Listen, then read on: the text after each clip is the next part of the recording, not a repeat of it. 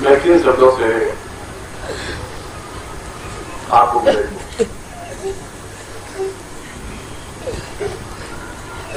ऐसा कभी नहीं होता कि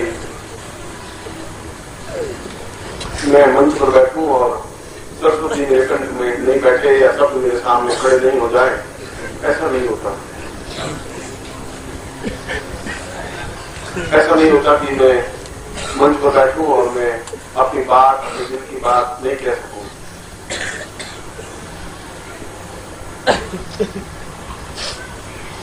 मगर इस बार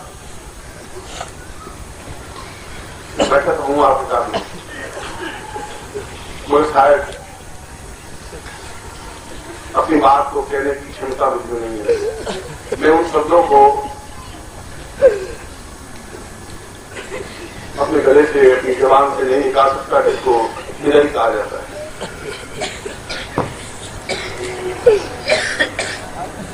क्योंकि यह एक ऐसा शब्द है जो पूरे प्राणों को तोड़ करके बाहर निकलता है। और मेरे और तुम्हारे शब्द, मेरे और तुम्हारे संबंध देह के नहीं है, प्राणों के।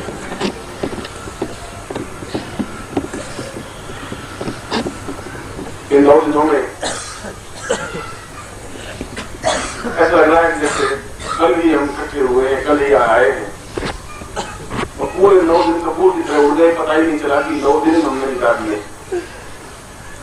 और इन 9 दिनों में हमने साथ साथ बैठे हैं, बोले हैं, हंसी मजाक किया है, गीत गाते हुए हैं, अपने दोस्तों की अपनी बात कही है और तुमने सुनी है। और इसीलिए हमेशा शिष्य शब्द से मैं संबोधित करता आ रहा हूं, मगर आरंभ में आत्मा के अनुष्ठ शब्द से संबोधित किया है। किसी को दो राय नहीं कि आप मेरे गर्भ से पैदा नहीं हुए, मगर मेरे अपने पुत्रों से भी आपसे मुझे ज्यादा प्यार है। शायद बहुत ज्यादा प्यार। मैं नहीं जानता कि तुम कितने कठोर हृदय हो सकते हो। मैं नहीं जानता कि तुम मुझसे अलग हो भी सकते हो। मैं नहीं जानता कि तुम्हारे पैर मुड़ भी सकते हैं। पर जहां तक मेरा सवाल है, मैं तो एक क्षण भी अलग रहने की कल्पना शायद नहीं कर सकता और इस मंच पर बैठकर मैं असत्य उच्चारण भी नहीं कर सकता। मन की बात, मेरे अपने दिल की बात तो मुझे कहनी ही पड़ेगी।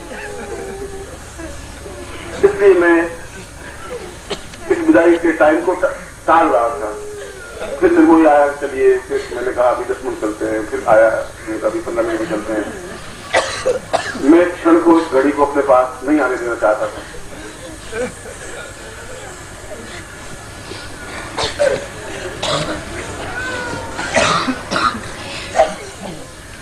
मगर शायद विधाता में, मेरी भाग्य लिपि में मिलना लिखा है तो बिछुड़ना भी कई बार लिखा है। और ये एक ऐसा बिछुड़ना है जैसे देह से मांस को अलग किया जाए, शरीर से प्राणों को अलग किया जाए। ये ऐसा बिछुड़ना है। ये ऐसा सामान्य बिछुड़ना नहीं है कि मिले और अलग हो गए, ऐसा बिछुड़ना नहीं है। और ये सब 9 दिन के संबंध नहीं है।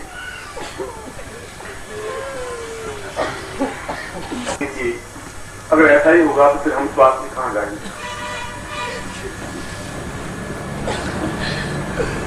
कौन हमें प्यार करेगा? कौन अपने सीने से लगाएगा? कौन हमारे से प्यार करेगा?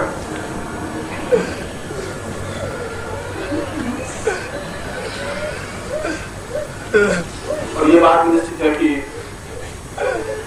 सिद्धार्थ संसार का एक अद्वितीय आश्रम है जिसकी तुलना नहीं की जा सकती।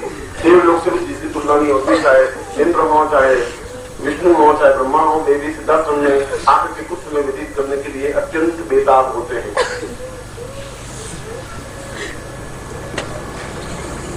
और बहुत साधनाएं करने के बाद ही सिद्धार्थ में प्रवेश पाया जा सकता है। उनको ये आज्ञा दी जाती है कि वे गृहस्थ में जाए और कार्य करें। मगर गृहस्थ में जाने के बाद क्या भोगना पड़ता है, कितना भोगना पड़ता है, ये तो मैं जानता हूं। कितना मैंने दुख और कितनी वेदनाएं सहन की है, कितने गालियां, कितना अपमान सहन किया है, ये शायद मेरा हृदय जानता होगा। और यदि कभी मेरी मृत्यु हुई और मुझे जलाया गया तो इस सीने में हजार हजार छेद होंगे, एक दो छेद नहीं होंगे, और ये छेद दुनिया ने मुझे दिए। इस बात का मुझे कोई अफसोस नहीं है। आप लोगों से इतना अधिक स्नेह अपनत्व हो गया है कि मैं आपको छोड़ करके सिद्धाश्रम जाने की इच्छा भी नहीं रखता। कोई इच्छा है ही नहीं मेरी वहां, क्या करूंगा वहां जाकर के।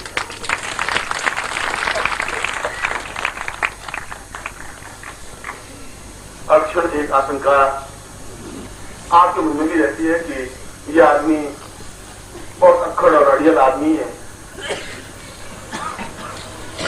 पत्नी के हृदय में भी यही आशंका अखबार रहती है कि ये कभी भी आदमी गमछा कंधे पर डाल करके निकल सकता है, बाहर रवाना हो सकता है।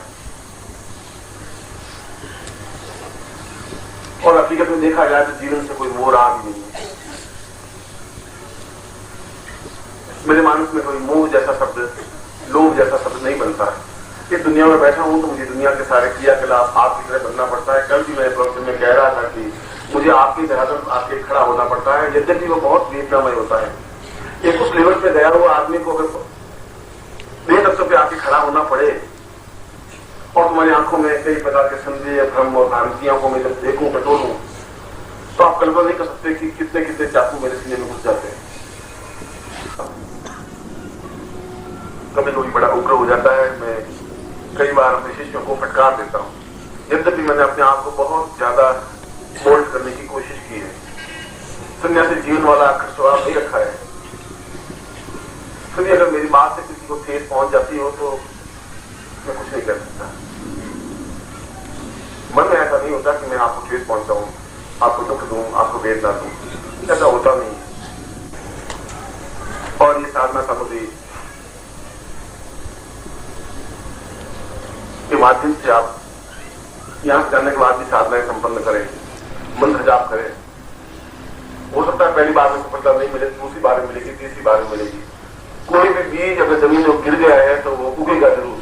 टेढ़ा गिर गया है तो 4 दिन बाद उगेगा, सीधा गिर गया है तो दूसरे दिन अंकुर फूट जाएगा।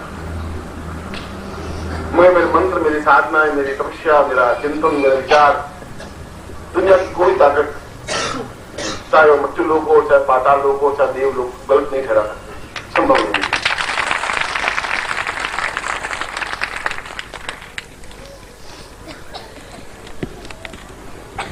कभी जीवन में समय आए तो आप जरूर पहचानेंगे कि मृत्यु लोग के अलावा भी कई लोग हैं जहां विचरण होता है। उन शिष्यों को भी, उन साधकों को भी, उनके ज्ञान को भी, उनके चिंतनों को भी परखा जा सकता है, परखना पड़ता है, कहना पड़ता है, देना पड़ता है।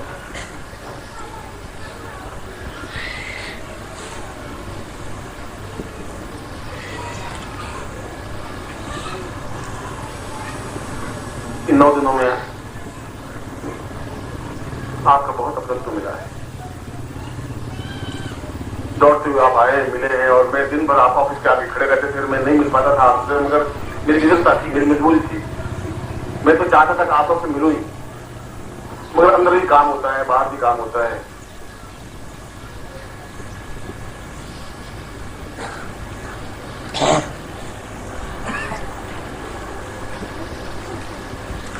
विदाई की इस बहुत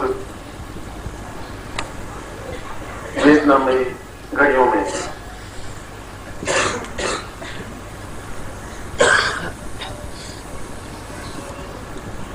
मुझे आपको विदाई देनी पड़ रही है। मेरा कंठ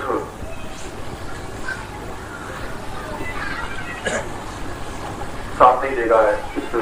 मैं प्रवचन उस तरीके का नहीं कर पाऊंगा इस क्षण जिस प्रकार से मैं करता हूं। मैं इस प्रकार की बात भी आपको नहीं कह पाऊंगा जो मैं अपने हृदय में दबाए हुए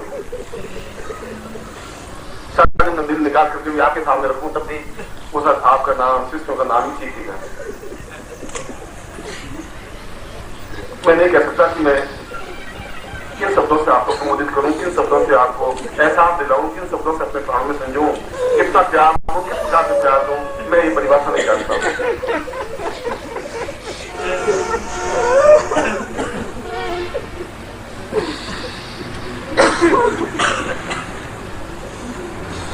आप में से प्रत्येक इंडिविजुअल व्यक्ति से, प्रत्येक से मैं सदैव से प्यार करता हूं। और आप में से कोई भी व्यक्ति अलग तो हो जाएगा, आज चले जाएगा ट्रेन में, अपने ग्राम चले जाएगा, अपने घर चला जाएगा, अपनी दुकान में चला जाएगा, नौकरी चला जाएगा, मगर एक क्षण भी मुझे भुला नहीं पाएगा। संभव नहीं है और भूल भी नहीं सकता, क्योंकि जहाँ आत्मा के संबंध होते हैं, प्राणों के संबंध होते हैं, प्यार के संबंध होते हैं, वे आपके धोने से नहीं धुलेंगे,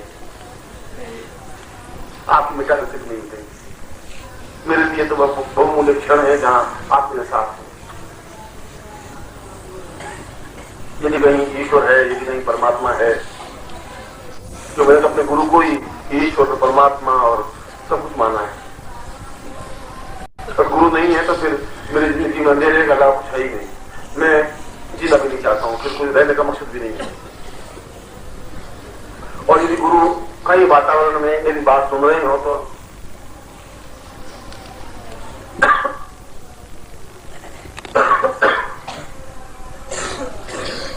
जरूर मेरे आसपास होंगे ही, क्योंकि उनका आभास, उनका सुगंध, उनका स्पर्श करता हूं, एहसास करता हूं। और इस क्षण में उनको भी साक्षी करके कह रहा हूं कि मुझे ऐसा सदस्य नहीं चाहिए जहां ये मेरे शिष्य नहीं हो।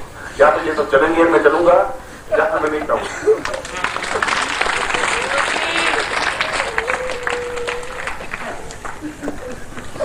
मैं आपको कुछ नहीं कर सकता, मैं आपको प्यार करता हूं, मैं आपको आशीर्वाद देता हूं।